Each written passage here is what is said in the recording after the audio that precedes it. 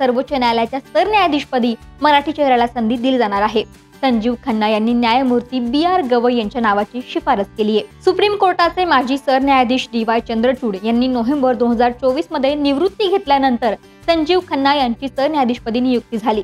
मात्र 5 महिन्यात त्यांनी आपल्या उत्तराधिकाऱ्याची शिफारस केली आणि आता पुन्हा एकदा सर्वोच्च न्यायालयाच्या सरन्यायाधीशपदी मराठी चेहऱ्याला संधी दिली जाणार आहे।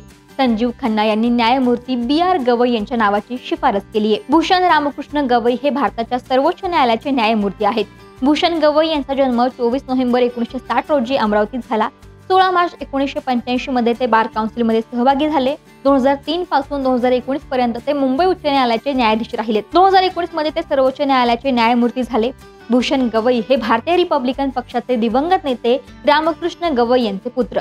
रामकृष्ण गवई हे माजी आमदार आणि खासदार राहिलेत। तसेच बिहार, सिक्कीम आणि केरळ या राज्यांचे राज्यपालपदी त्यांनी कारभार पाहिलाय। पण गवई हे फक्त 6 महिन्यांसाठी या पदावरती असणार आहेत। गवई हे नोव्हेंबर मध्ये निवृत्ती होतील।